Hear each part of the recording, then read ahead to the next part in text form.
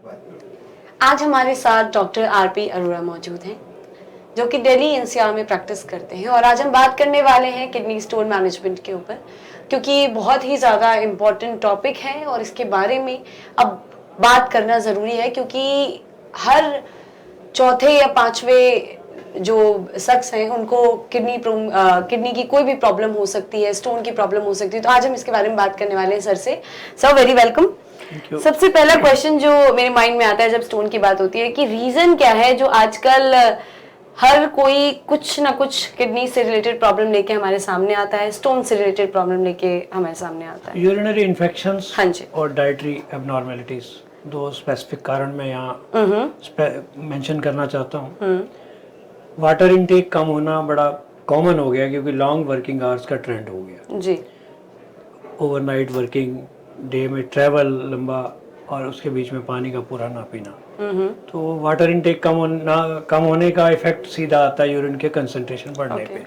और जो साल्ट्स और सॉल्यूट्स प्रेजेंट होते हैं यूरिन में वो प्रेसिपिटेट होकर स्टोन्स की शक्ल लेते हैं।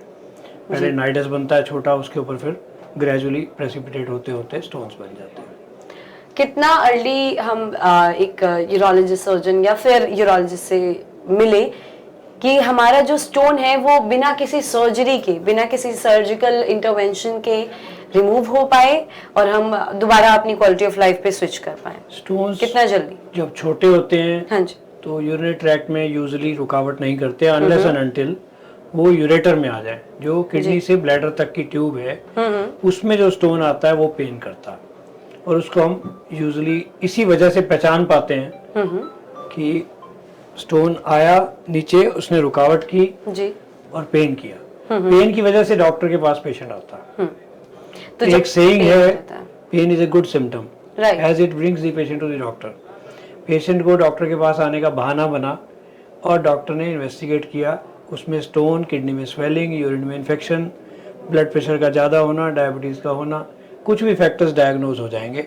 एक छोटा सा पेन उसको एक हेल्प कर सकता है बड़ी, जो उसको पता लग जाएगा कि मेरे को कोई तकलीफ अंदर अंदर डेवलप हो रही है, तो वो सामने आ जाएगी। ये तो हम सिम्टम की बात कर रहे हैं, बट हमारे जो कुछ स्टोन्स होते हैं वो एसिम्टोमेटिक भी होते हैं, जिसमें कोई सिम्टम ही नहीं आते हैं। तो ऐसे में पेशेंट्स क्या करें? वो यूजुअली अनडायग्नोज रहते हैं बहुत देर तक, और बहुत बार अनडायग्नोज स्टोन्स किडनी डैमेज कर चुके होते हैं।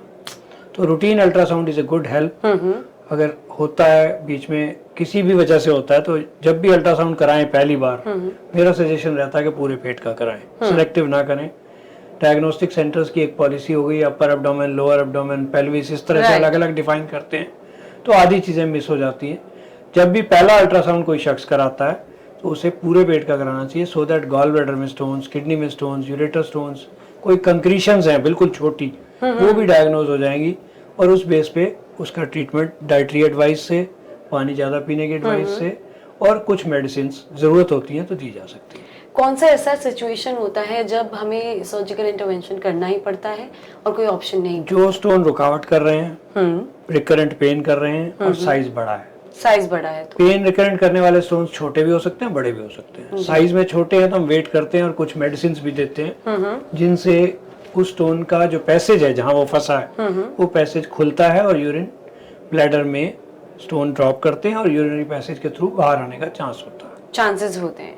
बट अगर स्टोन बड़ा हो जाए तो किडनी को डैमेज करता है, इसलिए उसकी as early as possible surgery होनी चाहिए, उसको इवैक्यूएट करा लेना चाहिए।